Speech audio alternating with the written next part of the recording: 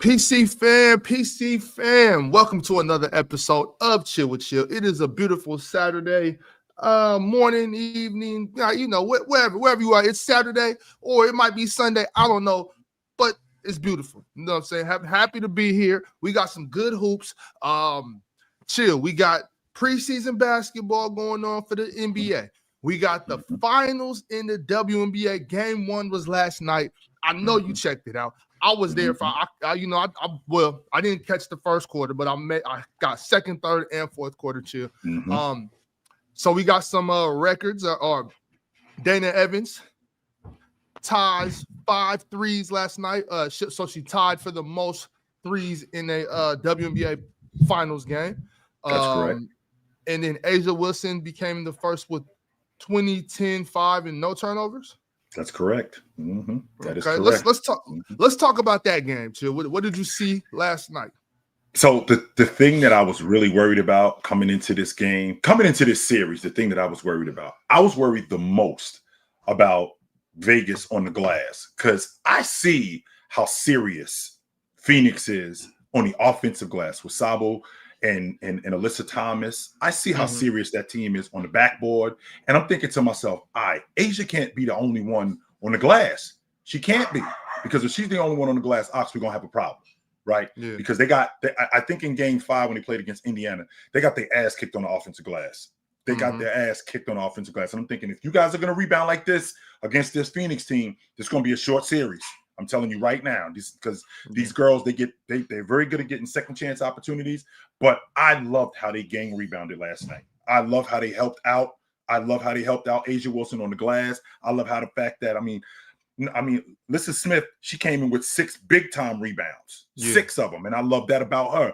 Also, Chelsea on the glass, Ox. Chelsea almost had a double-double last night. She almost had a triple-double last night. I'm sorry. I love that part about her. The second chance opportunities. If they play the way that they played against Indiana, getting on the glass like that, they lose that game last night to Phoenix. No questions asked. They definitely lose that game. However, with them playing last night, and yes, we saw Alyssa go to the free throw line, and she missed those 2 free throws. I don't know if that's the game, though, because it's still 20 seconds on the clock, right? It's still 20 seconds on the clock, and we have an opportunity to score.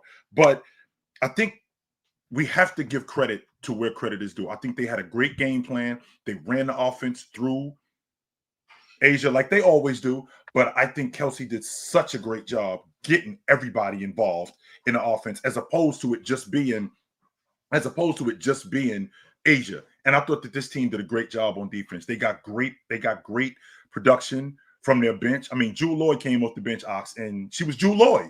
She kind of turned the clock back last night. Turned the clock back and looked like the. It was definitely good to see her playing good yesterday. Yes, and she looked like the bucket getter that she's always been. And okay, Ox, I'm not gonna bank on Dana going for cracking 5 long balls every night. I'm not banking on that. Okay, I'm not banking on that at all. However, if I could get her to keep that defense honest and to open up that defense, I think that that's more opportunities for A'ja. That's more opportunities for Kelsey. I just like the fact that they stayed in control of the game, even though this is going to be one of those drag out, knockdown series. Because I can tell you right now, Ox, there were no easy buckets last night. No easy buckets. I think Jackie Young had a real difficult time getting buckets last night. I thought Chelsea had an impossible time trying to get buckets. I think she helped on the glass more than anything. I mean, I know she's going to be the distributor that she is, right? I know she's going to get A'ja involved. I know she's going to get Jackie Young involved. I think she took some bad shots at the long ball line last night. I think she could have done a better job with her shot selection, but that's where Dana came in. That's where Jewel came in, right? That's where Gustafsson came in and gave us some big minutes. Megan came in and gave us some big minutes off the bench. So I like what Vegas is doing, and I like the fact that this team, more than anything, they protecting their home floor. They are protecting their home floor. Shout out to Kia Stokes coming in for that final possession and playing great defense. I've been really critical of Kia for the past couple seasons. Shout out to Kia Stokes for coming in, and I mean she was killing us last year. Yeah, she was killing us. But shout out to her for coming and doing that. So I want to talk more about Jewel Lloyd and Dana Evans. Coming off the bench, I mean, 42 bench points last night. Huge. We got 42 points off the bench last night. Yep. 21 from Dana, 18 from Jewel. I mean, Yep. that won the game. Let's just call it what it is. That won the basketball game. Phoenix got 6 points from their rotation people. 6. That's not going to get it done with DeWanna Bonner. And DeWanna has not been shooting well in these playoffs. Not at all. If we're being honest, she has not been shooting well in these playoffs, and Sammy hasn't been either, right? So I think that, to your point, I think that Vegas's bench was huge last night. And Dana actually, contrary to popular belief, that with the 5 threes that she hit, like she actually played within herself. Like she didn't do anything outside of what she knows how to do. She was open, like the one she cracked in the corner. I think it was the one in the third quarter where she had already hit 2 at that point, and they still helping off of her. I'm thinking to myself, if y'all don't give her that all night, especially the way she got it going, this is gonna be a problem for y'all. This is definitely I think there was only one shot on the wing. It was like high up on the wing that she shot. There was only one kind of in like a secondary transition. I was like, damn, that was kind of forced. Other than that, I think she was shooting great shots. See, Chill, I'm really high on Dana. I've been since the playoffs started, especially in that last series. I'm like, she has to play because she just brings that extra dimension, like her speed. Her speed is a killer, and obviously she could just shoot the ball. So, I'm happy to see her have a big game like that last night, Chill. The one thing I will say, because what you just said, we can't bank on Dana to hit 5 threes tomorrow, right? We can't bank on that. But we also, the Mercury can't bank on Kalea Copper to hit 5 threes in the first half. No. You know what I mean? So that's fair. So I mean, I do think last night was a heck of a game, Chill.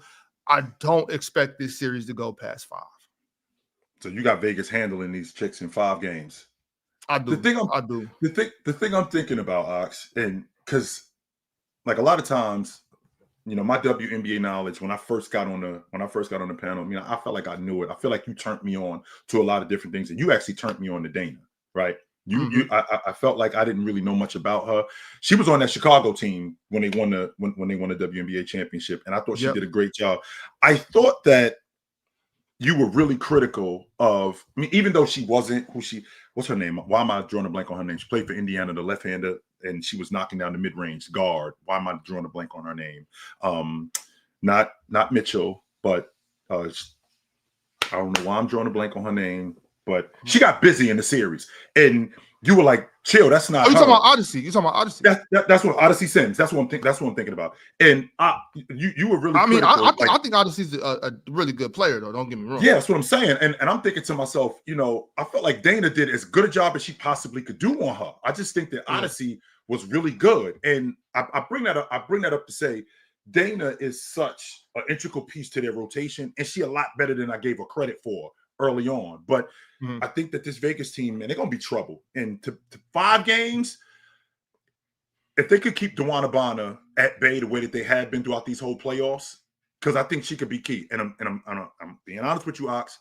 I'm a little bit nervous because I'm worried about a breakout game from DeWanna Bonner. I'm worried about a 4 or 5-3 game from her because I feel like it's coming.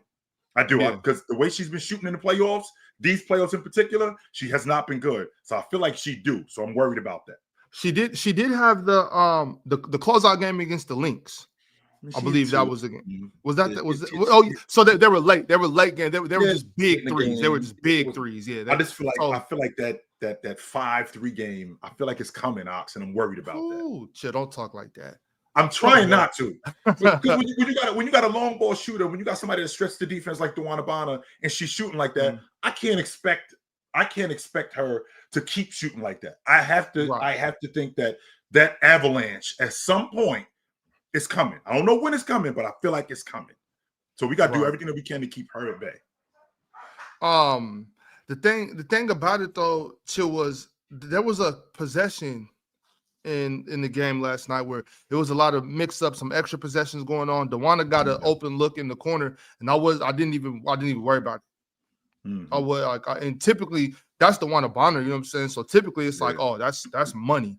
So she's definitely in a slump right now. I think she hit 2 last night. I think Sammy hit 2 last night. So to your point, I mean, they got some shooters over there. between Satu, Kalea Copper, Sammy Wickham, DeWanna Bonner, they got some shooters over there. Yes, they do. So anything when in basketball, when you got shooters like that, anything can happen.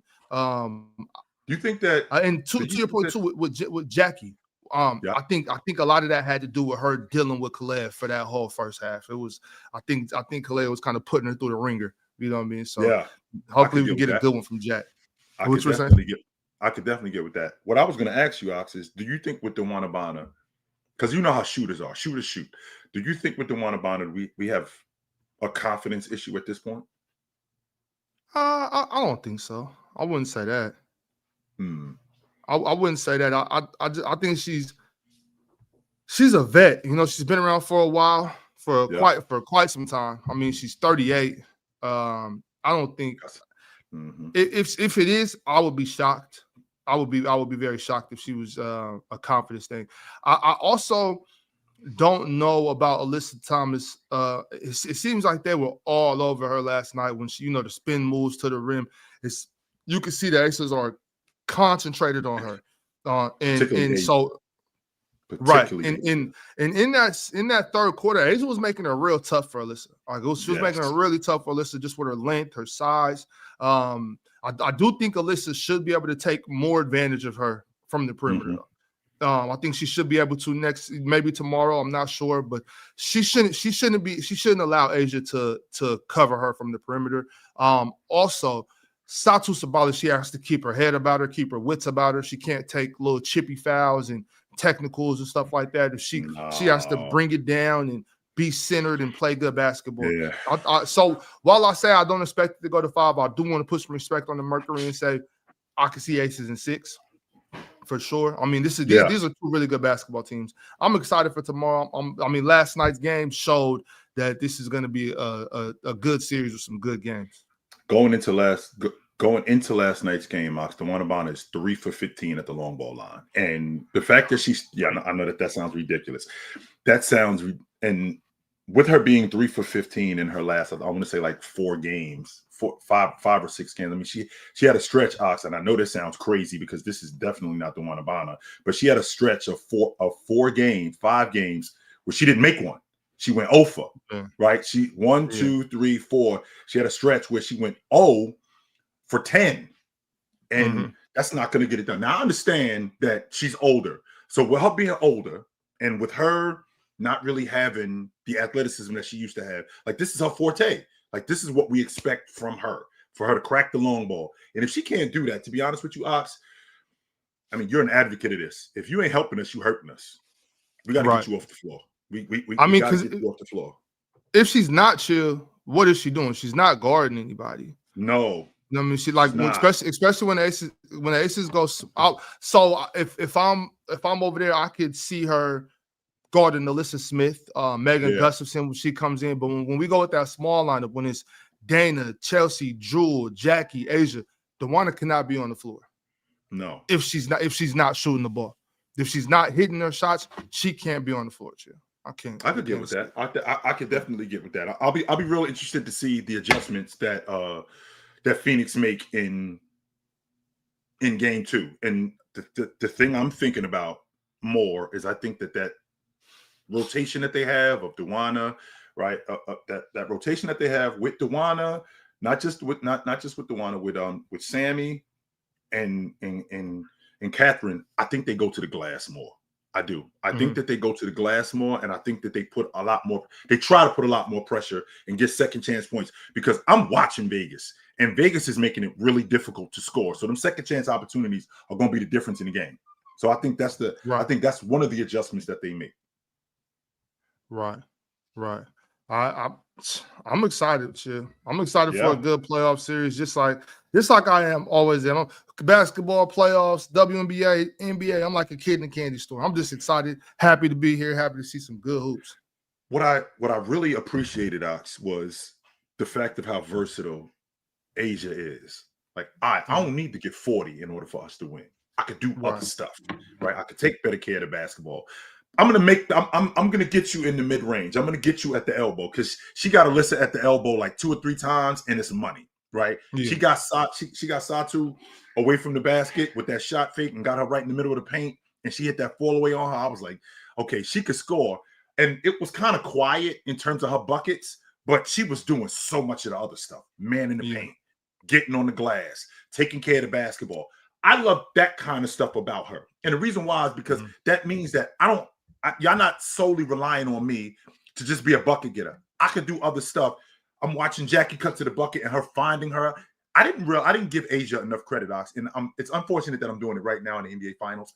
I didn't give her enough credit for the willing passer that she is. Like a lot of times when we see players on the box that's bucket getters, more times than not, they're not willing passers, especially when they got a mismatch on them. Asia is looking for you cutting to the rim. She's telling Jackie, when you cut to the rim, I'm looking for you. She's telling Jackie, when you cut to the rim, I'm looking for you. She's telling Dana, when you fade, I'm looking for you. Don't just throw the ball into me and just expect me to go to work every time. No, I'm looking for you. And I think that's one of the attributes that makes her a great ball player. Yeah, she had 5 assists last night to add to her 10 rebounds and 21 points. I do want to have a little criticism for Asia though. And I've had the same criticism for her for the entire playoffs. We do know she's a mid-range assassin. She loves to come over that shoulder and shoot that, and she likes a little step back in the mid. She likes that. I want to see Asia Wilson finishing at the rim a little more tomorrow night. I need her getting to the basket. She's been settling for a lot of mid-range jumpers in that last series. I think that had a lot to do with the fact that it's Aaliyah Boston. But even though she spams that mid-range, like no matter who she's playing against, she is going to shoot that mid-range jumper. I just want her to get to the cup a little more, be a little aggressive, finishing towards the rim as opposed to shooting that jump shot. But I mean, she's the best basketball player in the world, so I'm not who am I to tell her what to do? So, which is fair. Which is why, I mean, what are we doing, Ox? We splitting hairs here, right? I'm asking you to get to the rim more than you already get to the rim, right? You got that mid-range jump shot, that's money. Which, if you're gonna let me have this, I'm gonna shoot this. I'm gonna shoot this all night long. I could get with that. To your point, Ox, I am thinking about her going up against Aaliyah was really physical with her, and Aaliyah roughed her up. If we being honest, I felt like Aaliyah roughed her up and brought the fight to her. So I think that's the quality about Asia that makes her so great, where I don't have to get into that mano-a-mano with you, but I can play like that if you want. And I think she sees Alyssa, like Alyssa wants to play like that. I can play like that if you want, but I'm not going to allow you to make me play like that neither. No, I'm not going to do that. I'll knock this mid-range down all night.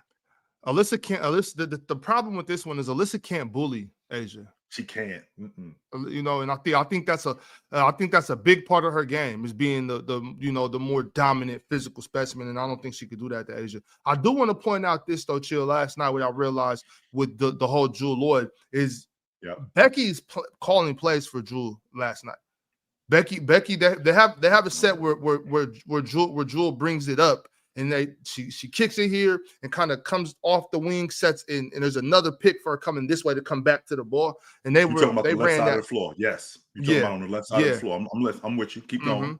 They were running that, and there was a time where Dana had the ball, Jackie had the ball, and Jewel was running up the sideline, and you could see Becky like, no, go get the ball, and run that.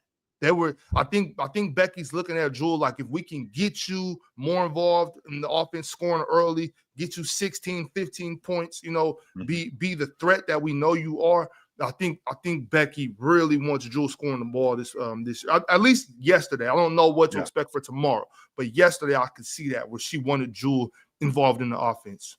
Well, remember too, Ox, the Aces, their hub is Asia, right? We all know that Asia is their hub. They throw the ball into her and they operate off her. And I think that she's a great hub. But we can't forget, Jewel Lloyd did lead the league in scoring. She is a bucket getter. Right. Just the year before last. Right. She did lead the league in scoring. She is a bucket getter. And I think Becky recognizes when she gets going, go back to her. I mean, I think that's a consummate point of a great coach. When you see a player, especially of Jewel Lloyd's caliber, as a bucket getter that can get going, to your point, I remember it was in the third quarter. I got Kelsey out high. I got Jewel cutting right, not at the wing, but she's cutting right where the elbow is, like toward where Asia, and she's rubbing off Asia and coming right, popping out to the left wing and asking for the basketball. And then Asia will come and set that screen. but then she'll reject the screen and dive right to the rim. Yeah. When you got a scorer like that and they get going, you have so many more options. Now, the problem with that is Jules got one of those games where when she's not going, she has a tendency to force up some shots that could throw us in the hole. That's the downside. So it's the gift and the curse with Jewel. But the difference here, Ox, is she had it going last night. And I think that's the great characteristic of a coach who recognizes that one of my better bucket getters, who still to this day is one of the better bucket getters in the league, got it going. Go to her again. Larry Brown used to do that. Larry Brown did that with Sheed, who I know you love Sheed. Larry Brown would do that with Sheed. Sheed would get going. Whatever we run in Ox, go to the big fella again. Go to him again. Until you stop this, go to him again. And I think that's what Becky started doing last night when she recognized that Jewel had it going. Chill, I'm all about that. I'm all about riding that horse. We got a horse. We got to get on that horse. Let's go. You know what I'm saying? I don't care. Like, you can shoot every shot this quarter. You know what I'm saying? We are going to ride that horse. You have to stop to him again. Yeah. Don't let him off the hook. Go to him again. Yeah. But that was last night's game, y'all. Really hope y'all tapped into that. I'm not sure. I haven't heard word about any playbacks for the finals, but I can guarantee we're gonna do a couple, y'all. So y'all just keep your ears open and keep tapping into the panel, keep tapping into Chill with Chill, keep your notification bells on. You know what? We got some people in the lobby. Let's get Cowboy Bob up here and see what he got for us. Yes, sir. Today. Yes, sir. Yo, see, I got mine in. How y'all doing today, man? Good morning. What up, you like the hat? Is this hat okay? Yes, this is what I'm talking about. This is what I'm okay. For. All right, so the hat's back on. All right, so this is my new hat. Yeah, okay, this is my good hat now. All right, so check this out. I just got 2 quick points because I know I want you guys to get the promo for the earbuds and the 100. We could talk about that later. Just send me the info, Bob, like behind the scene in the chat, and I'll get it. But the WNBA, remember when I talked about when I was in Colombia about how there's like 7 teams that don't make the playoffs, and we take the bottom 6, and we make them compete in like a 1-game round robin. They all playing 3 different. Yeah, that's what I'm talking about. So the NBA, each organization, like each team pays $300K to pay, for this thing. Now the TV rights go to the colleges, all the state champions in that region. Let's say they're in Tennessee. So if you're in the southern region and you're a women's, women, you won your sport, your state championship, you can then go to that game, do media day, get to meet the players, and it broadens it out because what happens is these WNBA players are meeting with the local fans, the girls that are playing sports. Now they're gonna feel more empowered, and it's gonna also bring in more revenue. And the colleges like USC that have been forgotten, Tennessee, Connecticut, they could have 2-3 games there and sell out because now they're making revenue. They're having jersey sales, and all that merchandise that's left over from the season can get sold there. To where it's like, it's not 100%, but it's 90 cents on a dollar. Wow. So now that's how they. You see what I'm saying? I could go further into it, but the thing is the more I talk about it, it seems plausible. The best part about it is the women. Well, then if they win, because you leave the pot, you leave like $4 million for traveling and everything, because they're gonna get $9 million total. You got $5 million for the pot. Everyone that wins, this is how you do it. You win, you get $357K per player. That's 14 women getting 357 extra K in the tournament. So if y'all win the first year in this debate, you're good. The second year you win, you don't get the money, you get the actual draft pick. And then the third and fourth year, if you win like that, you get penalized to where you can't get into the tournament. The object is to let those ladies who won the first time, they build up a market because now their marketing skills, going out, seeing the girls, they're gonna get more publicity and more money from that. So now they move up with marketing ability, and then the following year you get the draft pick. So now you got money and a draft pick to help bring your team up into the playoffs. That's what I was talking about when I said we could save the WNBA. And it's cheap too because you can have those tickets to where like Ox, you got your kids, you got your daughter, whoever, you could take it to a game and they could see an actual WNBA game, and there's no like chaos to it. That's what I'm talking about with the WNBA. But I think that it's more into it. But also, my Knicks, told y'all, we ready, man. We will talk about that later in the season, but I just wanted to get the WNBA point across. Hold on, Cowboy. Hold on. Ain't no rush. Really, chill. Okay. Take a seat, brother. When you say I told you about the Knicks, what do you mean by you told us? Like what did you tell us? What have we seen in one game in Abu Dhabi that makes No. It's not even about the game. I'm not even talking about them. I said we ready, like I said last year. But last year I remember a certain chill was mad about Randall being moved for Cat. We had a conversation. But look at how was I not right about that? Like how his 3-point game was going to help us, how his downhill game was going to improve. That's what I was talking about. Now you see this team is in a flux. But to be honest with you, I think Brunson's going to struggle the first 20 games, to be honest, because the thing is his role has changed now. He's no longer going to be the ball dominant player. He's going to be more like I hate to use this name because he's an MVP and he won a championship last year, but more of a Shea. You want him in the half court. You want him off ball. Like I was watching in the first quarter, he coming off a screen, beat Maxey the second he caught it at the top of the key, got to his spot, boom, like 2-3 seconds. That's the type of explosiveness you want. And I'm saying when he was with Dallas and how Luka was, that's the Brunson we need. But for you think he's going to struggle though? But wait a minute though, Cowboy. But you think he's going to struggle because, in fact, that's kind of what I saw. I saw them looking for him coming off screens, him playing off the ball a little bit more, like he was doing in Dallas, and he got busy in that kind of offense. But I think that with Mike Brown is looking at the ball moving more. The problem is that the ball just stuck to Brunson's hands. Well, that's not difficult to guard when you got one guy just handling the basketball with the defense in front of him and nobody else moving. I noticed that there was a little bit more movement when Brunson was on the floor, when he was off the ball. I think that's good for them. Yeah, I agree with that. But the thing is when to select your shots. Because here's the thing, like I saw a play before I got on where Brunson drove, and it's playing right now. Brunson drove, did a kick out to Bridges. Bridges kicked it out to OG, and on the backdoor screen was Brunson setting for Bridges to cut, and he got a wide open dunk. That's what I'm talking about. Like he got to get used to doing stuff like that to set up.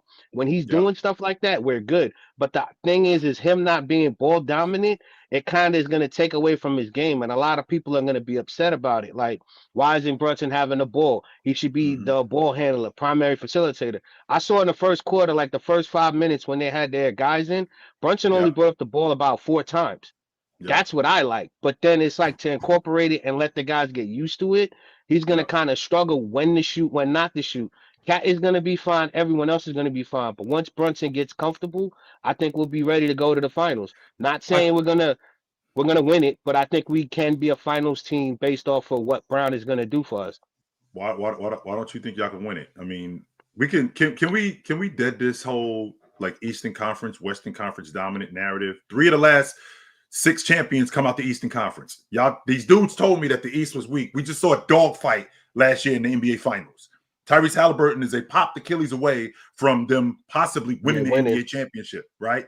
So this whole Eastern Conference, Western Conference thing is whack when I'm listening to it. But to your point about Brunson is a guy who thrived playing off the ball with Luka. The idea of him struggling doing that, the reason why I'm having some pushback with it is because he actually did that before. Like this isn't foreign to him. This isn't like this is a guy who constantly had the ball in his hands. He's been playing with the Knicks for the last 3 years? Okay, so he's been playing with the Knicks for the last 3 years, and he's had the ball in his hands. He was playing with Luka, and he didn't have the ball in his hands. I could go back to that, right? This isn't a situation where I'm going back to that and no, he got busy playing with Luka with the ball. And it's not like we're completely alienating him from the offense and he's not the number one. No, he's still the guy. He's still the guy. We still run action for him. He just doesn't have the ball in his hands as much, where the offense is as stagnant, where we get down to 8, 7, 6 seconds, and now we got to hurry up and get something. No, the ball is moving a little bit more, and he's still going to be the guy that we're looking for, where we're trying to get buckets. But we're going to get Cat more involved in the offense. We're going to get OG. We're going to get Mikal, who I think Mike Brown loves OG Anunoby. Yes. Cowboy Bob, let me tell you something. Don't be surprised if you see OG Anunoby, barring any health issues, don't be surprised if you see him and Mikal Bridges have one of their best seasons that they've had with Mike Brown. Don't be surprised if you see that. Don't be. And what people also people also forget in the playoffs, when you look at the playoffs, we had the best two defensive men in Bridges and also with OG. They were doing 99%, like their defensive rating together was 99. And for them to be the way they were, we're gonna be fine. But with Brunson, I'm just saying, like, I think he has to get his body used to that again because he's played 3 years straight of being on ball. So I'm not saying he's gonna struggle where he's gonna have bad nights and stuff like that. I'm just saying he's gonna look different and it's gonna take some adjustment for us to actually agree with it. I agree with you. I think he's better off ball, quick action, and if you look at how he's been playing defense in Abu Dhabi, he's more active defensively because he's saving his energy from dribbling. So I think it's gonna work. But the reason why I also feel that we aren't ready yet for the championship is because if you look, every year I said we were gonna be here, we're gonna be there. We have to build towards it. Even if you look at OKC, OKC got the final chip when they got Hartenstein last year. That pushed them over the top. We're still young enough to where I don't know who that can be. I think it's Packham Dadier. I think it's also Ariel Huckaporty. But I don't know what they're going to do with that. And McBride is also more comfortable now because we got Clarkson, who's going to be the main guy off the bench, who their defense is going to push towards. Now we're going to see McBride play better defense and better offense. So I don't know who that pushes yet, but I think that the way we're built and with the coaching and the high screens, how Mitchell Robinson is also now getting lobs wide open, they're setting him up. I think we're going to make it to the finals, but it's up to the players to depend on each other to push us over the top. That's what I was trying to say. That's a fair assessment. That's a fair assessment, Cowboy. We're gonna be looking at. I'm high. I might be higher on your Knicks than you are, brother. And it don't take much to sell Ox. It doesn't take much to sell Ox. It don't. Yeah, I gotta thank Fluent because he's the reason why OG's in New York. Thank you, Mr. Fluent. I appreciate it. But y'all have a good one. Go New York. Go New York. Go. Hey, don't forget. Just send me the stuff in the chat so I can get it for you. All right. All right, brother. No doubt. All right, man. Thanks. Talk to you. It don't take much to sell Ox on the Knicks, especially with OG Anunoby, because he loves him. Just so y'all know, he loves him some OG Anunoby. So I just wish Bojan could have stayed healthy for another season. That's all I needed. One season of healthy Bojan. But you know, speaking of the Knicks, I know we got a couple more of y'all in the live. We're gonna keep getting to y'all as the show goes on. I just want to tap into some more of this preseason basketball. Obviously, the Knicks and the Sixers played each other in Abu Dhabi. We were just talking about that. That was on Thursday. Right? Yeah, Thursday. So that was cool. Obviously, Joel Embiid still not playing. Nobody expected him to play, I don't believe. Paul George wasn't suited up. I'll be surprised if he played in the preseason. I don't think he's going to play. Oh yeah, no, I would be pretty shocked. You probably want to rest Joel or just get him ready to the best of your ability. Sure. But last night, we had the Lakers and the Suns face off. Obviously, Luka Doncic, LeBron James didn't suit up. But Deandre Ayton did. Deandre Ayton played 18 minutes. I believe he had 1 point. That's it. Is that? I mean, don't stop there, Ox. Keep going. He had one bucket and I believe he had 10 boards or 8 of them. 8 boards. Okay. Let me see. I don't got it in front of me. I'm just kind of going off the memory. I got a bunch of numbers going. Go ahead, Chip. Yeah, he had 2 blocks also in 18 minutes. Right. 8 rebounds, 2 blocks, and yes, absolutely. I just wanted to get that out the way, but keep going, Ox. Right. Keep going. So the thing about it is, if you remember yesterday, we had a fellow on the show. We all know Penn. He was super critical about DeAndre Ayton. Super critical. Sure. In fact, he was so critical that he sent himself a super chat so that he could talk about how garbage he thought DeAndre Ayton was. He comprised a list of bigs in the NBA that he thought were better than DeAndre Ayton. I believe he got close to 40. And then for this stat line yesterday, I believe there's some people that might be getting swayed to Penn's way of thinking. Till, is that fair? Seeing as what we see after what we saw last night, are you on board with Penn? Do you think that there's 38 players better than DeAndre Ayton because of yesterday's show? Ox, you are an advocate. You are an advocate of basketball players. Guys who only play one way, that's not going to help us, especially if we're trying to win. I need you to do this. And if you can't do this, then can you do this? Okay, if I can't do this, can I do this? Deandre Ayton showed last night in the limited time that I can do whatever it is that you need me to do. Because we've seen Deandre Ayton be a bucket getter. We've seen Deandre Ayton be a 17, 18 a game guy. But you know what else we seen him do last night? I seen him in the limited time that he played. I seen him get on that glass. I definitely saw him do that. I saw him get on the glass in 18 minutes. I saw him rim protect in 18 minutes, right? I saw Malawach and these guys be around the rim, and I saw Deandre Ayton protecting the paint. And that's something that we're going to need if we're trying to win moving forward, right? Devin Booker is coming down the lane, and Deandre Ayton is thwarting him the other way, making shots difficult on him. I love that. Now, 100%, when we get Luka back, there's no way that Deandre Ayton is not there's no way Deandre Ayton is not going to score. He's going to be involved in offense. But I think last night, more than anything, proved I could do other stuff in order for us to win. I know that we live in a bucket league. Okay, Ox, I appreciate that. We live in a league of buckets. We care about how many buckets you score. We care about how many times you score. We care about how you score, where you score. All right, I can get with that. I ain't got no issue. I mean, who wins the game? Who wins the game? The person that scores the most points. The team that scores the most points, 100%. And I could get with that logic, Ox. But the difference is when I'm talking about doing the other stuff in order for us to win, because that's why we're here right now. Like we're not here for you to average 25 a game. We're not here for you to average 30 a game. We're here to win.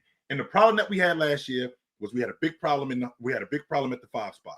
You man that part, right? So now we got a guy in the paint who can rebound, which you showed last night in the limited amount of minutes that you played. We got a guy who can block shots, which you showed last night in the limited amount of minutes that you played. I know that Deandre Ayton can score. Once he gets with Luka, once he gets to play with Luka a little bit more, once he gets to play with James, I know that Deandre Ayton can score. Like I said this, I'm not on the fence about this. I said he's going to get 6 points just running the floor. Just running the floor, he's gonna get 3 buckets just running the floor. That's 6 points alone. In addition to that, I'm gonna get him. Luka's gonna get him involved in pick and pop. Luka's gonna get him involved in pick and dive. I want to see him do the other stuff, which he did last night. Right? I don't think he got taken advantage of. Not only did I not think he got taken advantage of, I love the fact that he was willing to do that stuff. That's very important for me, Ox. Like he wasn't a dude that. And I only had 2 shots, and that I think that's going to change at some point. No, he was like, "Yo, I'm going to do what it takes to help us win. I'm going to do what it takes to make sure that we're in a position to win. 8 rebounds, if that's what it's going to take for us to win.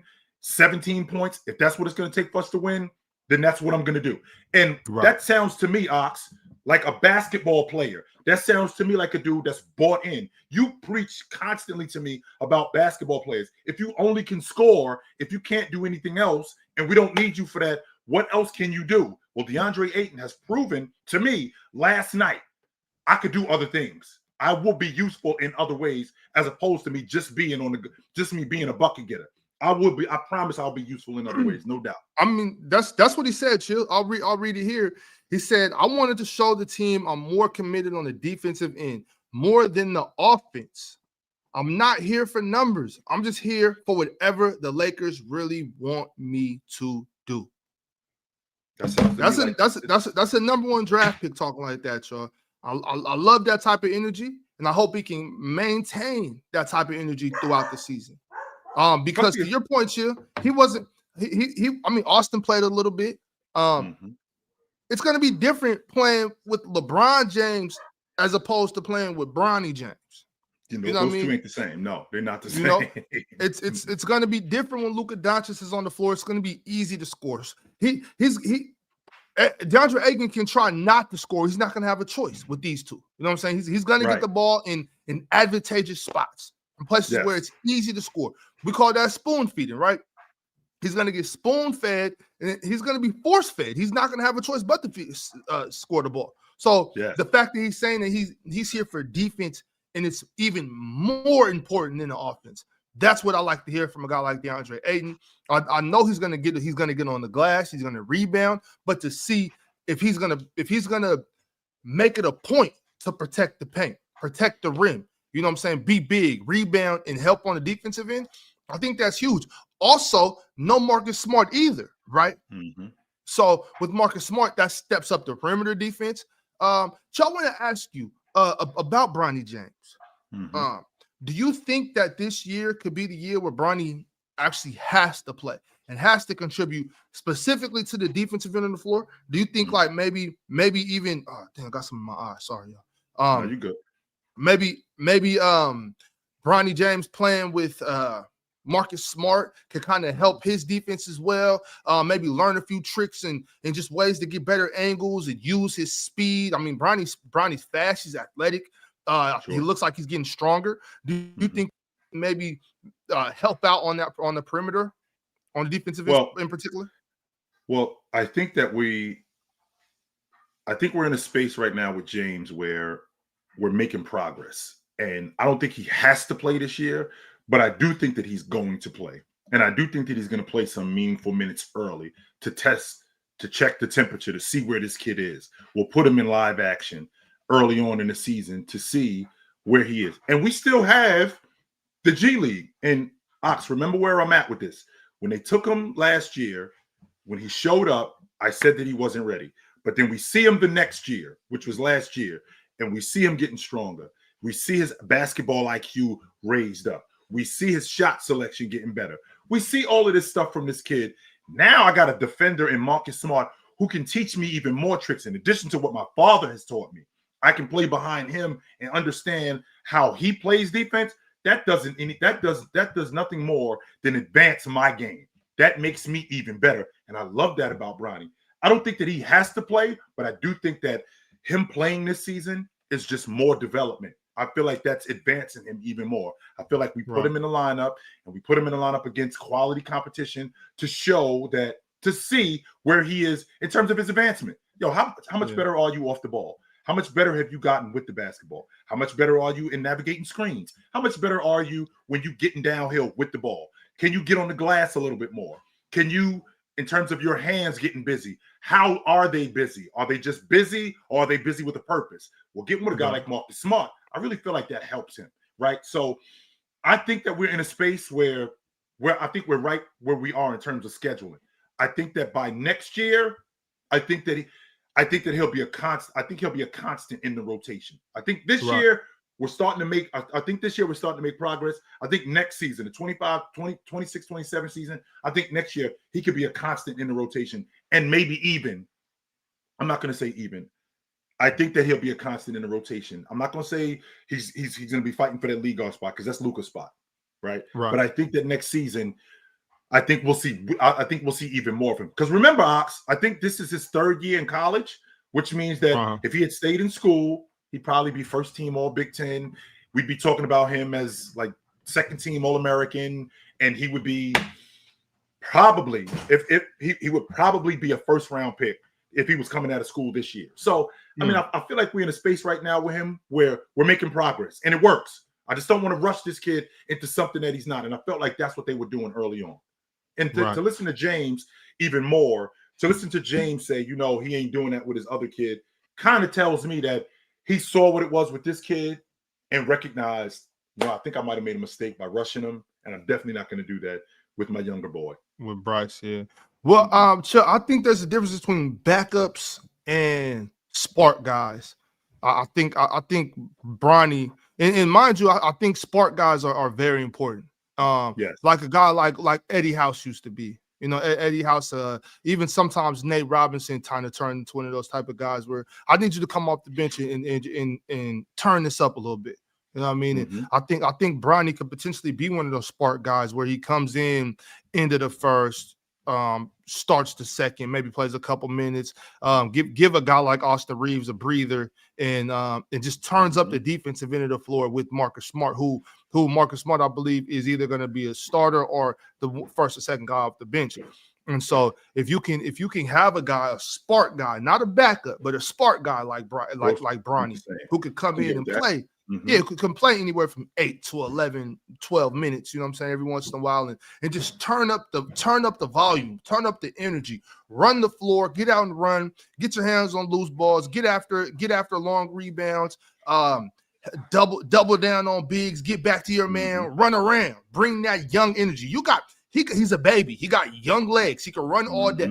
You You know what I'm saying? So we need. I think that's the type of guy that we can see Bronny be this season.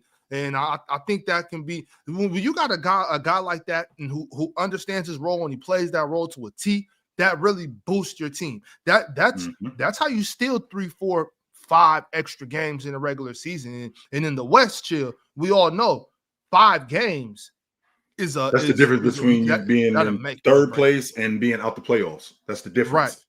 Right. Yes, that's so. So I'm looking out for that. I want to see what Bronny can do this season, chill. Mm-hmm. I am too. I 100% am.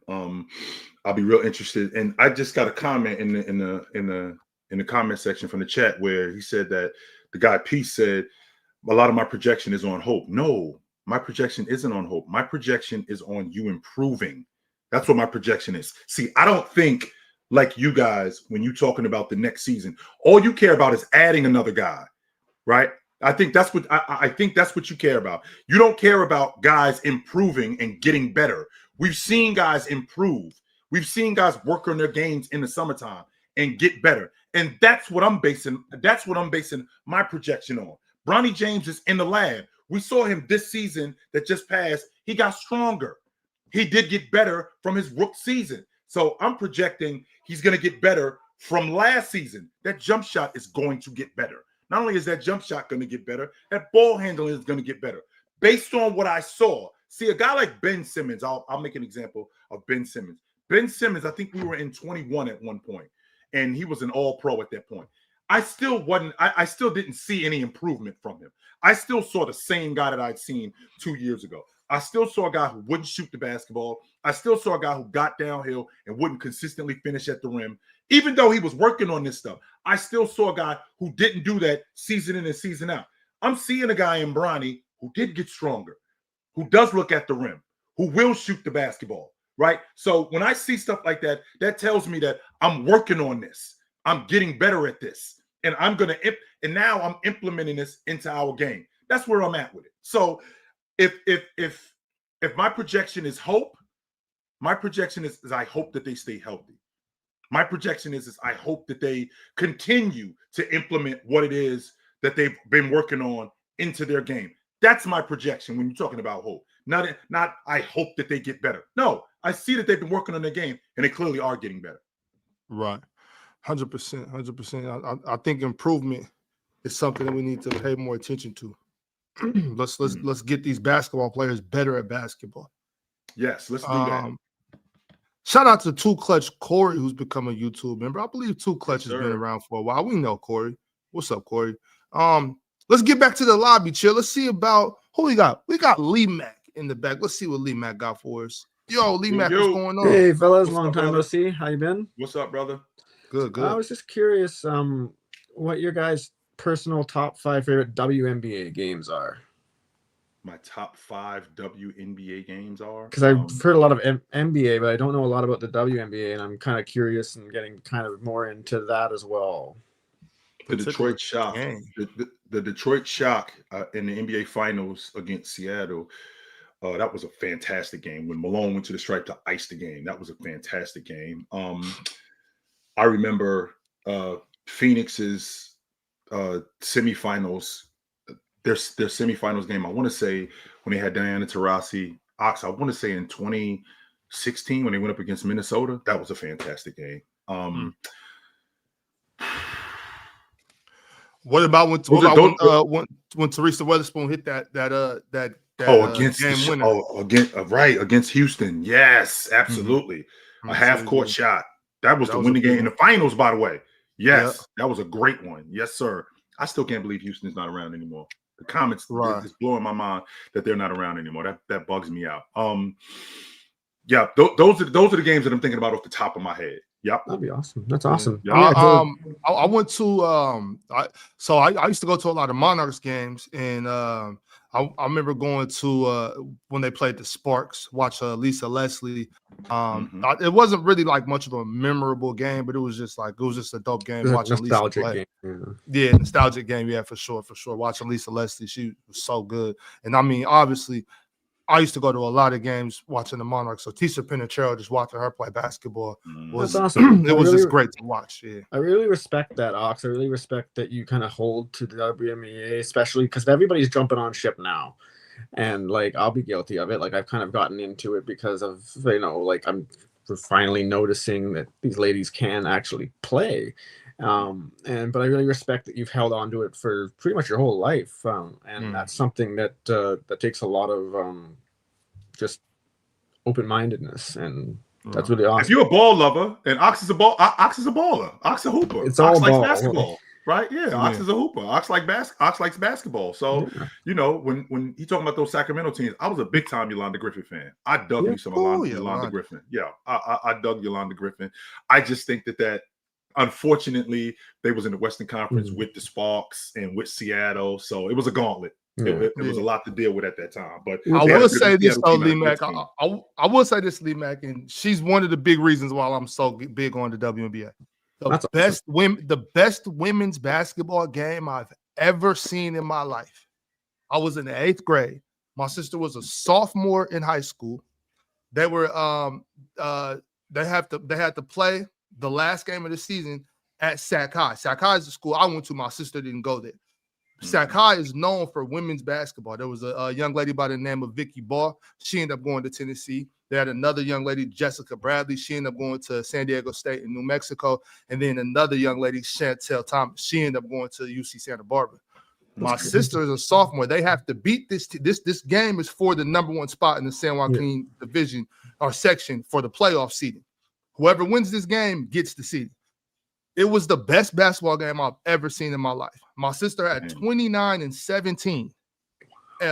It was the best game I ever seen in my life. It was ridiculous.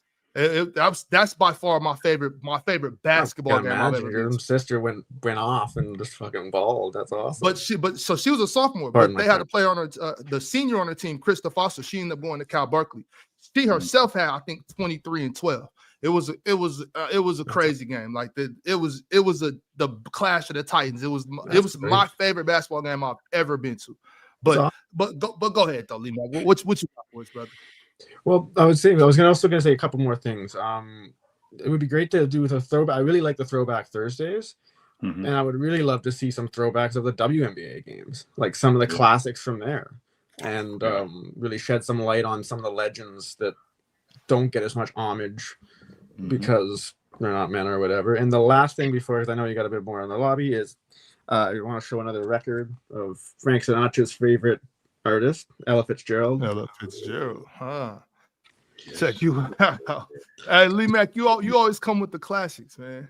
Yeah, I mean, she's the OG. I mean, we wouldn't have Aretha Franklin, we wouldn't have Diana Washington or anything without Ella. We wouldn't have Frank Sinatra without Ella or any of these guys. None of them. Frank Sinatra loved him some Ella Fitzgerald, boy. Yes, he did. He did. He said, I wouldn't be singing if it wasn't for her.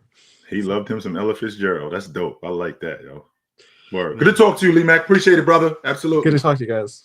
All right, Lee Mack. Appreciate you. Yes, sir. Yeah, I like that. That's dope. That's dope. I like that. I didn't know that. I had no idea about that. That's Frank Sinatra's favorite singer being Ella Fitzgerald. I mean, it makes sense though.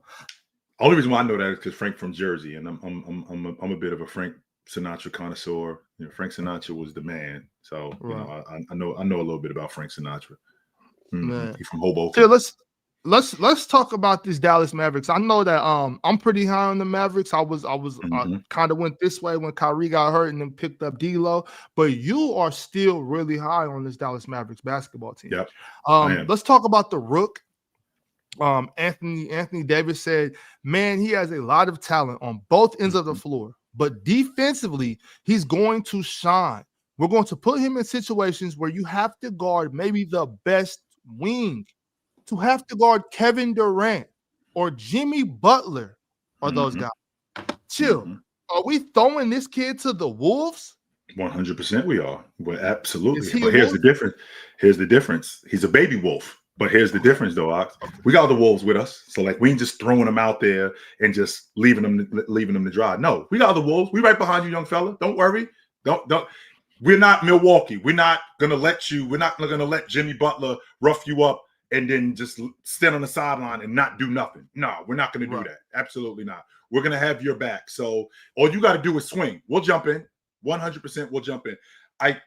Ox, because I listen to a lot of stuff you say. You and me have had conversations in the past about this, that like when you were on live, that like I said, I might not be at every show, but I got all your records, right? Okay. So with that being said, as a rook, I recognize when I come into the league, everybody can run fast and jump high. Everybody is a bucket getter. What's going to get me on the floor and keep me on the floor? The dirty work stuff. That's the stuff that not everybody wants to do. The rebounding, the getting in a stance, the getting my feet moving, getting my hands busy, right?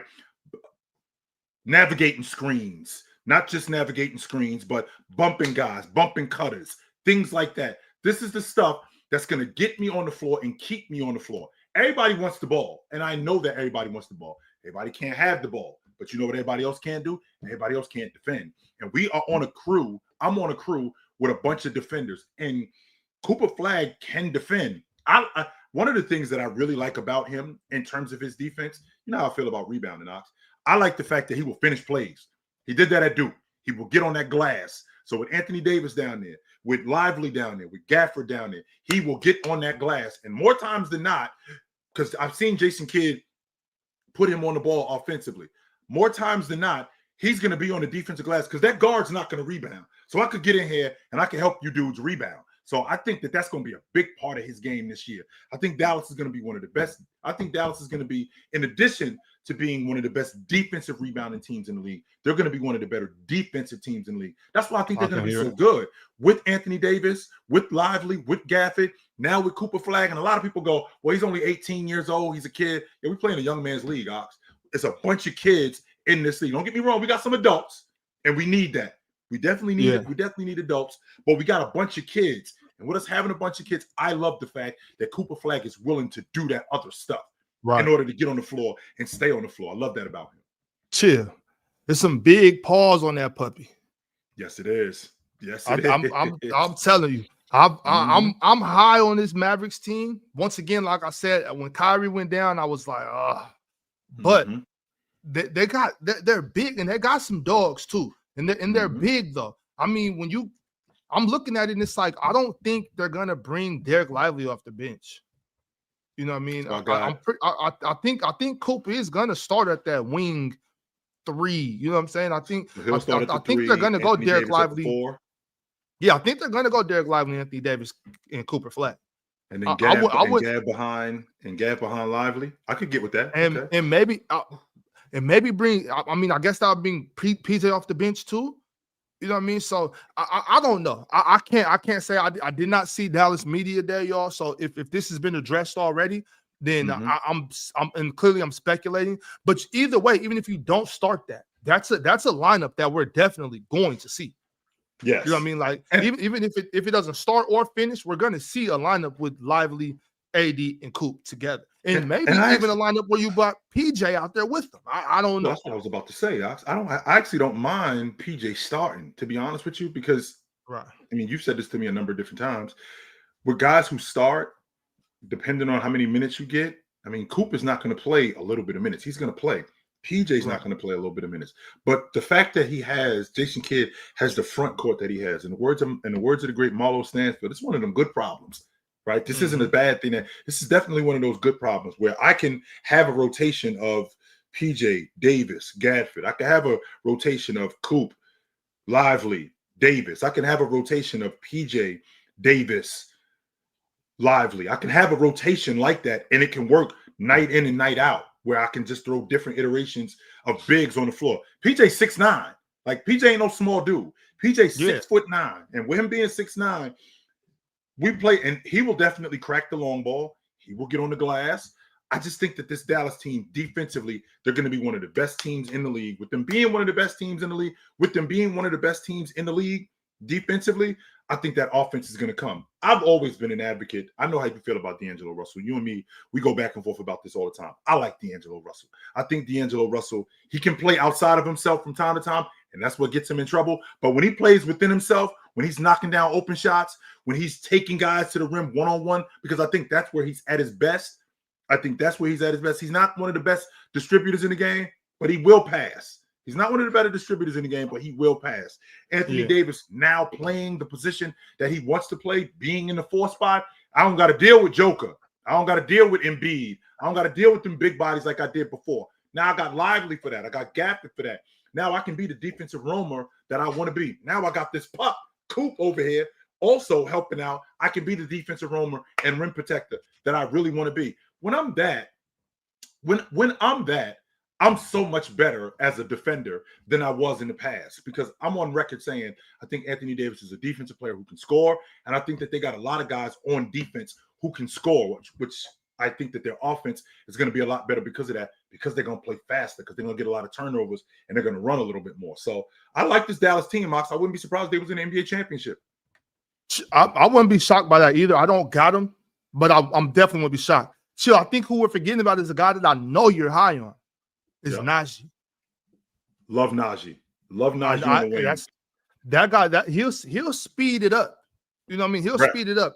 So if you let's say anytime he's in at, like, let's say the 2 and he's with D'Lo and they got a big front court with Coop or PJ. Because I mean, even Coop, PJ, and AD, that's still big. Oh, you know absolutely. What I'm saying? That's still big. So it's like you can have Gafford and Lively off the bench. You can have Coop, AD, PJ, Najee, D'Lo, and you're still a pretty good sized lineup and faster. Absolutely. Still playing defense. You know what I mean? So this team has options. You still got Klay Thompson. I know y'all think Klay is washed, but that's the immortal Klay Thompson, and you have to respect him on the court, no matter what. You have to respect Klay Thompson when he's on the court. I'm high on this Dallas team, Chill. I'm excited to see this Dallas team, and I know that I am very critical of D'Lo.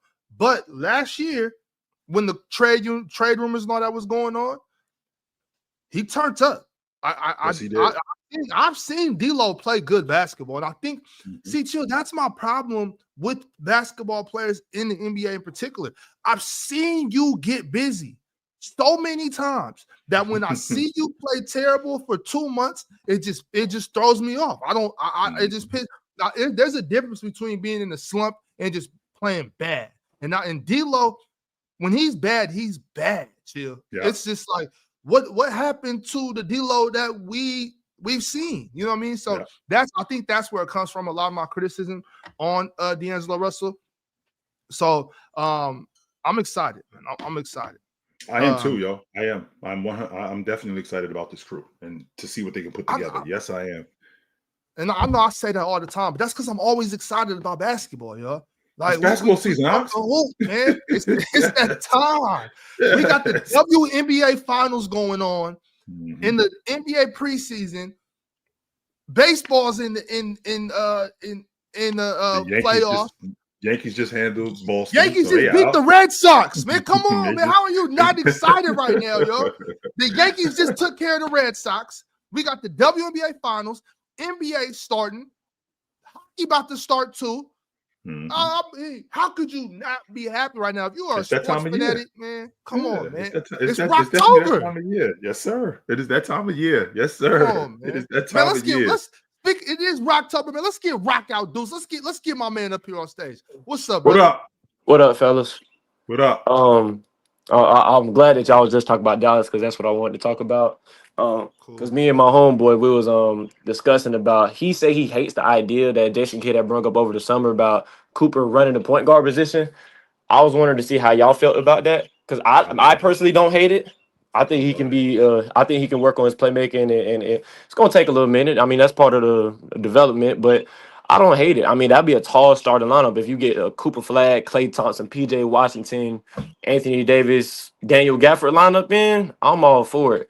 I'm all for it too. I'm all for it too. And I've seen Cooper with the ball. Cooper actually is very comfortable with the ball on the perimeter. He's very comfortable with the ball, bringing the ball up the floor. He's very comfortable with the ball on the wing. He's not one of those clunky guys. No, he's very comfortable with the ball, and I think Jason Kidd can teach him. I think Jason Kidd can teach him how to navigate the offense. Absolutely, and I think that the Dallas Mavericks have one of those offenses, very much like Rick Carlisle has, where it's controlled chaos, where it's not a lot of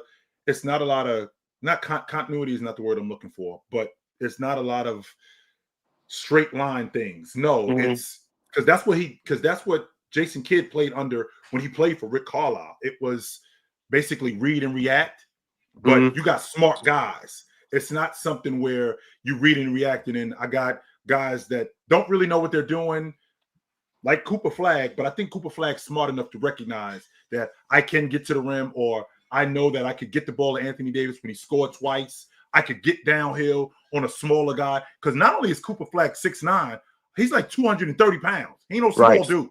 Exactly. Right? Yeah, that's a big kid, man. Yes, so I can see him beating up on those smaller guards that are trying to cover him full court, or that's trying to cover him in the half court. So I can definitely see a lineup of Cooper at the 1, Clay at the 2, PJ at the 3, Davis at the 4, Lively at the 5. I could see that. I could definitely see that kind of lineup on the floor. No doubt about that. And let's not leave out the fact that Cooper can score. So I know who Cooper is as a defender. Cooper can definitely score. I'm not looking for him to be the leading scorer, but he can definitely keep defenses honest. Definitely. So I love that about him. Yes, I love that. And not only that, we just talking on the offense. On the defensive side, I think that's a top 5 defense. I think so. If not top 10. I mean, they so big, and I seen Cooper Flagg in those runs. He packing out AD. He looking good on defense. He looking real comfortable out there with some vets. I'm like, man, definitely top 5, bro. Definitely top 5. That'll definitely be top 5. And my thing with Dallas is, and maybe it's not a bad thing, I think Dallas would be one of those teams that have kind of not a rough start, but a slow start. I'm not as high as I have them in the play-in, but I have them making the playoffs. I'm telling you right now, OKC do not want to see Dallas first round. It's wraps. It's wraps. If they see Dallas first round, I'm gonna have to pick Dallas. They all fully healthy. I'm gonna have to take Dallas. Dallas is the best team in Texas. Dallas is in there, obviously better than New Orleans, obviously. And I'm not gonna say they're better than OKC, but I'm with you on the fact that they don't want to play Dallas though. They don't. They do not want to see They're the best Dallas. team in that division. In the Southwest Division, they're the best team in that division. What's that division, Chill? That's Southwest. Is them, Spurs, Antonio, Memphis. Houston, Memphis. I think they're the best team in that division. I damn sure don't want to see them. You know how I feel about AD. So it's the 3 Texas teams, Ox, New Orleans, and Memphis. Right. Okay. Oh, yeah. They're the best team in that division, easy, for sure. I think they're the best team in that division. And with them being the best team in that division, to your point, Rob, Houston, Dallas, OKC, Cleveland. Those are the top 4 defenses that I see in the league today. Right. Houston, Dallas, OKC, Cleveland. Yes, those are the 4 defenses that I see in the league next season. Top 4 defenses. Now I'm probably leaving somebody out. Just make it 5 and put the Clippers in there. Chill, show them some love. Chill. I could put the Clippers in there too. I really could. I could very well put the Clippers because Zubac's so damn good around the rim. Right. Zubac is so damn good around the rim, and he's so good at pick and dive. He's in drop coverage. He's so good at. Not only is he so good in drop coverage, he's so good in hedging. Like I don't think that there's a lot of guys that are as good as chasing guys off screens and getting back to their man. Mobley is fantastic at switching, but when I think about Zubac at 7 foot is so good at chasing guys off screens, even when they try to split screens. He's great at chasing you off that screen and getting back to his man. That's huge when the shot clock is running down. Huge. Yeah. You know what? I wouldn't be surprised if Portland was in that defensive talk. I don't know about top 5, but I think Portland's going to be top 10. In Orlando. I think they'll be top 10, top 15. One more thing I want to say before I go. Are y'all worried about the Rockets a tiny bit at the beginning of the season? Because I kind of am, based off the simple fact of last time Fred VanVleet went out, Houston went from the 2nd seed, I believe, to the play-in. And I understand that they got KD now, but I think at the age KD is right now, I don't think he has the carryability to take that whole roster throughout the whole season. I'm kind of worried for him. I think they'll still make the playoffs, of course, but originally I had him in that 3 to 5 seed range. I kind of got him in that 6 to 8 now. See, at first I thought you meant worried about them as far as do we think they're going to be like run through the league, but I see what you mean by that. And honestly, bro, KD's carryability, even when he was peak KD, was never very high. Right. With all due respect, to Kevin Durant. Yeah, you know what I'm saying? Yeah, we could be honest about that. Yeah. I'm not worried about the Rockets at all. I'm very low on the Rockets. Especially after Fred VanVleet went out. I don't see them as a threat. And DFS out too. About that. Yeah, me and Ox are who? definitely at odds about DFS. that. I think he out for 2-3 weeks at the beginning of the season. Oh, that's okay. That's I'm not tripping on that. I'm telling you, Taj, me and Ox are at odds about this. Just get a kid the ball. Give the ball to the kid. I think Reed will be nice. Give the ball to the kid and let's go. That's all I'm asking. Get the ball to the kid. Yeah, Reed. I think. Are you talking about Reed or are you talking about the men? Because you know which kid I'm talking about, Ox. Well, yeah, but Deuce is talking about Reed. No, I'm not talking about. Wait, who you talking about, Chill? Who you talking about? I'm talking about Thompson. Get a ball to the kid. Him too. I'm not mad at that. Get a ball to the kid. That's all I'm saying. Get a ball to the kid. Let him run the O. That's all I'm saying. That's chill. That's just gonna be Russ with more and less and worse on offense. If that's gonna be Russ with more turnovers, then they're not making the playoffs. They're not, Chill. They're not making the playoffs. That's what I'm saying. What you're trying to sell me right now, which is ridiculous, Ox. What you're trying to sell me right now is that Amen Thompson, I can't rely on him as a smart basketball player. A lot of the stuff that Russ did was just boneheadish. I'm not gonna look at Amen Thompson to do things and say that no, he's young. No. I'm not gonna do that. I think he's a lot smarter than you give him credit for, Ox. Way smarter than you give him credit for. And I think the playmaking, you're going to see how smart this kid is. You're going to be like, damn, I didn't see that. And I think that this kid, Amen Thompson, he sees it like that. Wait, no, 100% he does. So give this kid the ball, man. Okay. Well, I do want to say this. I don't necessarily question his IQ. I don't necessarily even question Russ's IQ. I do. It's not so much of an IQ thing. It's just about just being a hub for turnovers when he has that ball that much. Having the ball that much is it's gonna be like, so he has young Russ athleticism, a little bigger, less body control than Russ, barely. Better athlete. I don't agree with that. But it's so close. They're both such peak athletes that they're both such peak athletes, Chill, that I won't even waste y'all time debating it because he's a freak athlete. And at this level, the freak athlete is so up here that it doesn't matter. He's a great athlete for sure. But Chill, he's not as good of a scorer as Russ. He's not as good of a passer as Russ. He's not as good as a dribbler as Russ. And I think if he has the ball more, he's going to be turning the ball over and making worse decisions than Russ. I don't hate the idea of a man running the point guard. I'm gonna have to see it first in the half court offense to see how it works. In transition, I think it'll be good, but I'm gonna have to see how it looks in the half court offense. But I don't hate the idea. It's worth trying. Who else they got though, Chill? I'm talking about if they run it by committee, right? Yeah. Okay, like who else is gonna help bring up the ball? Jabari, KD, Sengun's going to take it off the glass. Sengun's going to take it off the glass, and he's going to go with it too. And I don't. If we rely on that, then we're screwed. We do live in a big man day. We do live in an era where the big man does handle the basketball a lot on the perimeter and off the glass. We definitely live in that space. But I think that where the divide comes with you and me, Ox, is we're talking about peak Russell Westbrook. I'm talking about year 2 Russ. I think that this kid, I think that this kid and Russell Westbrook in year 2, I don't think that they're that far off. I don't think that there was that much of a separation. I think he's a much better defender. I think that he's just as good, if not better, an athlete.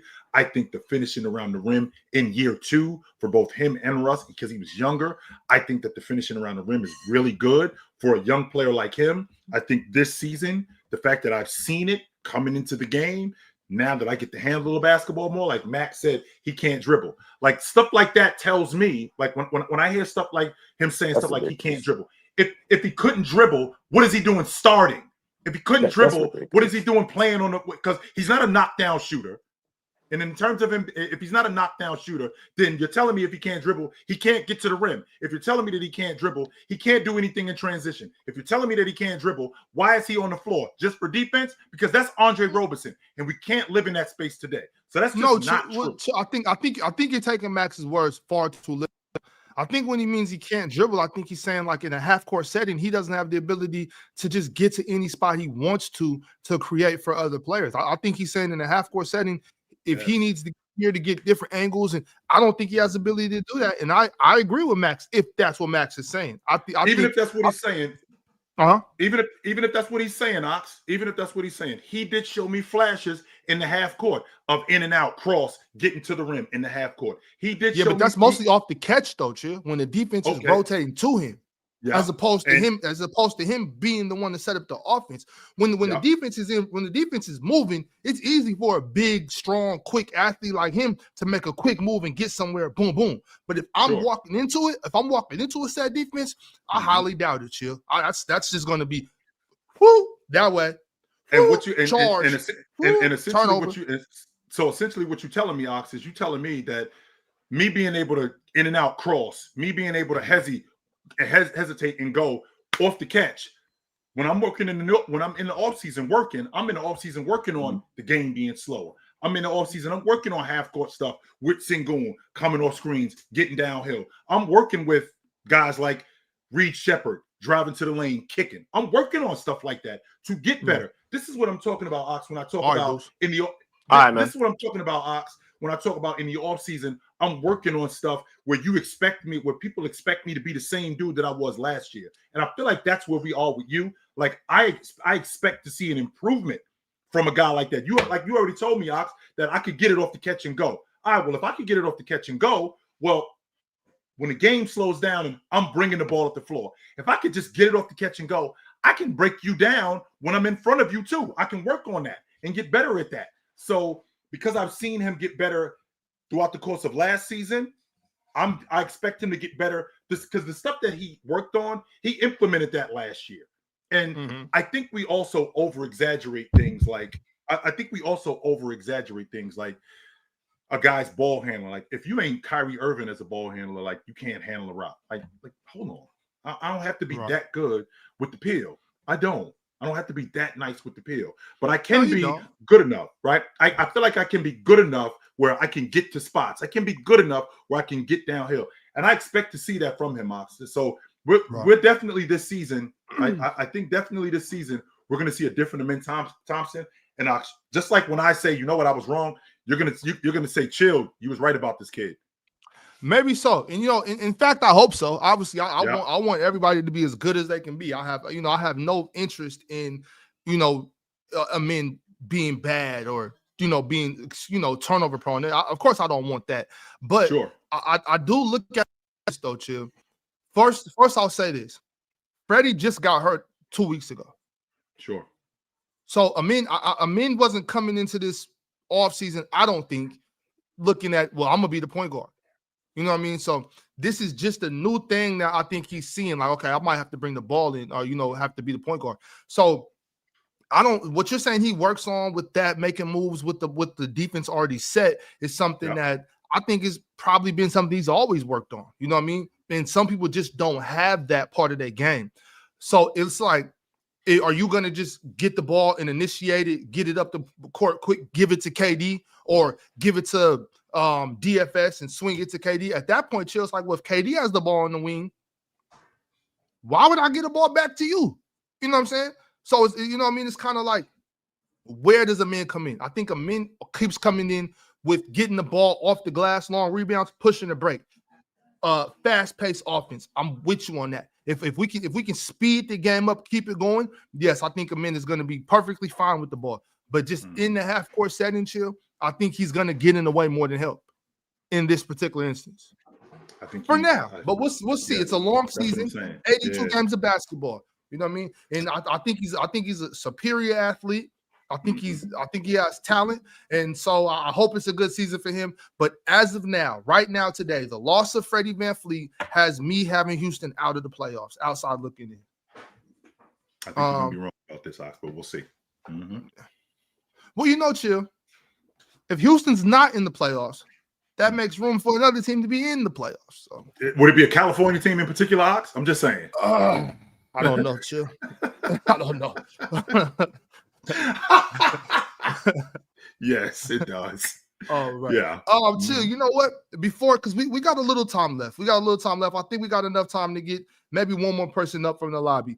But I want to ask you this question. I'm gonna give you two players. I'm gonna talk about two players in two series, right? I want you to tell me and the people who were the best, which one of these players were better and more impactful. I got LeBron James in 2018 against the Toronto Raptors. Yeah. LeBronto. We all know about LeBronto. And then I got Jimmy Butler, 2023 against the Milwaukee Bucks. We all know what he did to my man Drew Holiday. Which one of those performances, Chill, stick with you the most, and which one was more potent? With LeBron James, what he did with that Toronto against that Toronto team, and basically renaming it LeBronto. I mean, I think that was pretty incredible. But we had seen that already. I mean, that in 2018, that was the second time they had swept them in 3 years. So it was almost like it was expected of James. Don't forget, Ox, Milwaukee was the #1 seed. Miami barely got in the playoffs. They had to play their way into the playoffs. They barely got in the playoffs. They ended up losing to Atlanta, and then they ended up having to play again to get into the playoffs. So they end up doing that. So I got the #1 seed, right? I got the #1 seed in 23. I got the #1 seed in 23 going up against the #8 seed and an all-league defender, Jimmy Butler. I mean, an all-league defender in Drew Holiday. And Jimmy Butler ate his lunch. Give me this goddamn bag. Opened up the bag, tore the bag open in front of him, ate it, and looked at the rest of his boys and said, y'all ain't going to do a damn thing about it.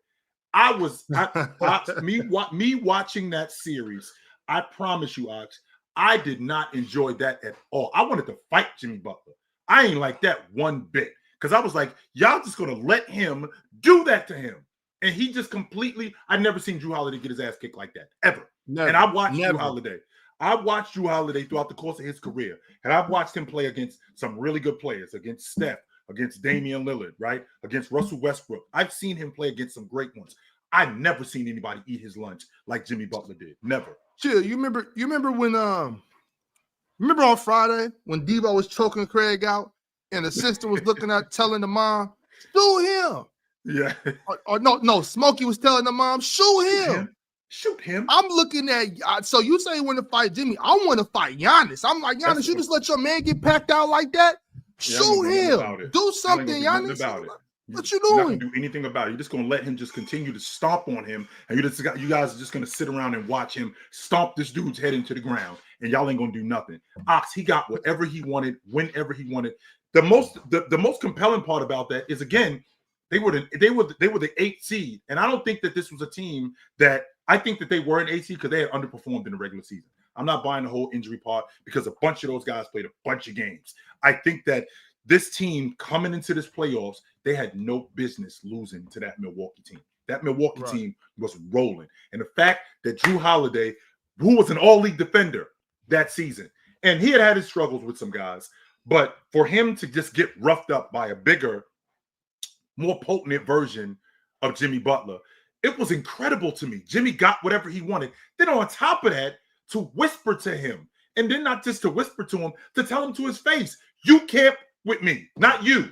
Y'all better get somebody else over here because you can't with me. And I'm like, what is happening right now? What am I watching? This is arguably the best guard defender in the game, Ox. This wasn't a good guard defender.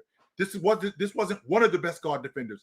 In 2023, the 2022-23 season, Drew Holiday was considered the best guard defender in the game. And we got a guy in the playoffs looking him right in his face going, this dude can't with me.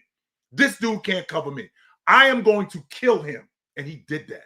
So if I had to choose between both what him and James did, I got to go with Jimmy Butler. It was incredible what he did. Incredible. I got to. Chill. Jimmy really looking at the guard with Drew sitting next to him like, yo, I got me one.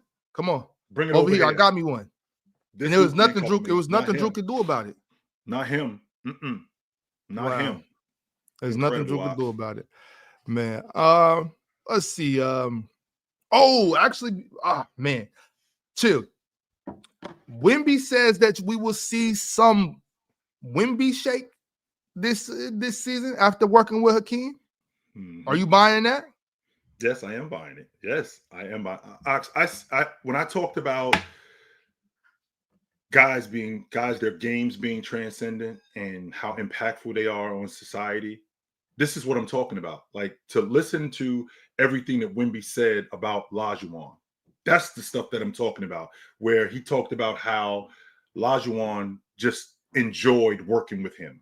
And that makes me want to come back as a player. That makes me want to work with him more. Like, I'm not twisting his arm. He ain't big timing me. Like, he can't wait to get in the gym with me. Not only can he not wait to get in the gym with me, he's looking forward to showing me what somebody showed him, like what Moses showed him, right? He can't wait to get to that. So I feel like what Lajuan is doing with these guys, I feel like Wemby is just becoming a sponge to it and absorbing a lot of it and recognizing that this dude is here to show me how to be great.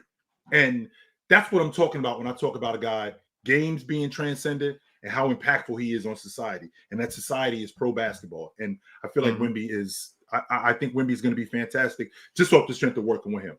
I do. Right. Let me bring up a new Texas resident to find out. Leaf Diggy, are you going to be going to San Antonio to check out that new Wemby shake this season? I am gonna be going to San Antonio actually, because I'm getting tickets to the one Nets game that's gonna be here. However, I don't know nothing about no goddamn Wemby shake, man. I mean, you could miss me with that. I mean, you're not buying it. I mean, I don't know if he necessarily need it, but I mean a Wemby shake. You can excuse me on that, but I gotta agree with you about what I was just talking about. Jimmy Butler, what he was doing to Drew Holiday was just stone cold child abuse. I didn't appreciate that shit at all, Leaf. I didn't. I didn't appreciate it because that same motion didn't carry on because I knew that Drew Holiday didn't belong on somebody of Jimmy's stature. You know what I'm saying? But I knew that all along. The first time I seen it was actually during the regular season earlier that year. And I said, yo, Drew, they need to stop switching Drew Holiday on to Jimmy Butler because it's not working. This ain't it. I mean, if you had any questions about who better between me and him, we getting to the bottom of that right now. We're gonna fix that right now. Oh yeah, shut the door. Yeah, absolutely. I mean, listen, Jimmy. But what people got to understand is Jimmy is a pick and choose gangster. You know what I'm saying? So like, I mean, he is, isn't he? He know who to talk to and who not. He do. He is, Ox. Yes, he is. Yes, he is, Bobby. Yes, he is. Yes, he is, Bobby. Yes, he is, Bobby. Bobby, he know who Bobby. Get slicked with. Yes, he Bobby. is. Don't act like you ain't see him passing up the ball, man. When Aaron Gordon was guarding him in the final. He didn't want no smoke with him. No, don't act like you ain't see that. He did not. Don't. You can shake your head all you want. We got the footage. You could do Throwback Thursday if you want. And you can pull up the no, I don't want to hear 23 ain't no throwback Leaf, so we ain't gonna do that. But go ahead, brother. What I wanted to talk about, y'all talked about the other day. I missed a shitload of episodes, but y'all talked about the rookies. We got about 5 or 6 of them. I don't know how many we got, but I'll be honest with you. I'm looking at I'm not necessarily looking at Yegor because we signed Kobe Buffkin. And it looks like it's a lot of comp and coming into training camp, man, for a lot of these rookies. Within Ben Saraf and what's the other kid? Nolan Trayor. They kind of each other's comp because they played overseas together and against each other. Danny Wolf, to me, probably is the only person that has the least to work on, in my opinion, man. Only thing you think he the most polished one of all the rooks? You think he the most polished one? Probably. I mean, him on your team in particular, right? On the Nets. Out of him and Drake Powell, bro, I think they the two most ready. You know, because Drake Powell, he has the two-way prowess of Herb Jones, almost right away to me. In the injury, yeah, like he's been. Listen, I don't know if you've been paying attention to him. Pay attention to Drake Powell, man. Like he already has that athletic prowess, man. His two-way prowess is out of this world. He about 6'7", with a 7-something wingspan, bro. Like they like its wingspan and everything. They like everything that he brought to the combine. Danny Wolf, he has a lot of guard abilities, but his big man abilities is kind of on the low side of things. So if he could learn how to rebound on a high level, I think he could plug his way right into the big position on our team. You know what I'm saying? So I mean, I think that's I like your coach more than anything. I like the fact that this dude's gonna play hard for Jordy Fernandez. Absolutely. But one more thing to go on to Amen Thompson. I think the person that needs the most focus on this team is Sengun. Sengun, his numbers should go skyrocket with KD with him. I think y'all talked about it early in the year. I think his assists should go up, his rebound should go up, his points should go up. A lot of that, I think he should be leading the break. Every time he get the rebound, he should be up the like they fast break situation should be no problem. If you got Amen Thompson in the game, being the POA, which most likely what he gonna be, and then you got Kevin Durant to go to in the half court set. I think Sengun, this to me, this roster and the addition of Kevin Durant is really for him to raise his numbers. And he will. Could be. Well, absolutely. We will see though. Believe we do got to get moving. Appreciate you. Next time, click the link a little earlier so we can wrap. Because I'll be at work, bro. My bad, man. Shit, I got two jobs and a side hustle, man. I'm a working man now. Hey, get that bread. Get that bread. That bread. Just because I left Brooklyn don't mean Brooklyn out of me. That's right. Because I left Brooklyn don't mean Brooklyn is out of me. I'm still about it. Still about it. All right, Lee. Be easy. All right. Be easy, Lee. Yep. Be easy. Yeah, for sure. Let's see. No, I like this one. Okay, cool. Well, that's the show, y'all. We came up, we talked some good hoop today. We got into the WNBA, got into some of the rookies, talked about the preseason. I had to tell Claire that we was leaving because she already hit me twice already. Claire did not play. Tomorrow you can catch the press box at 11 a.m. Eastern time. Yes, make sure you're here. Don't be late to watch the press box. And then make sure you tap into some WNBA basketball tomorrow, y'all. We'll be back on the panel on Monday. Y'all keep your eyes and ears open for the next time we get on the playback. Until next time. Do we got a super chat real quick, Ox? I think we got a super chat that we missed. Man, thanks, Jill. I was almost an L host. Cowboy Bob said Ben Simmons go to Houston or Pacers. I think Rockets. Go New York, go. Can Ben Simmons help the Pacers or the Rockets, Jill? I think he could help the Pacers. I'm not sure if he can help the Rockets. I think that they need more. I think they need to stretch the defense a little bit more. I don't think that he helps them at all. But the Pacers, they got guys who can stretch the defense, and another ball handler like Ben Simmons and a defender. Yeah, I think he can help them. No doubt about it. Definitely can help them. No doubt. So, okay. All right, guys. It was good to see you guys today. Y'all know where to find us at. We are right here every Monday to Friday on Players Choice Network on the panel from 11 to 2. We will see you guys soon. Until then, put on a suit, drink water, don't drink and drive. Hey, man, call your mother. When last time you talked to your mother? I was just with my mother last night. Call your mother, man. We'll see you guys soon. But until then, take it light. But take it. Absolutely, man. It was good to see you guys. This is dope. All right, y'all. Like I said, man, y'all make sure y'all tap into the press box tomorrow morning. All right, man. Peace. Later. Absolutely. Super dope.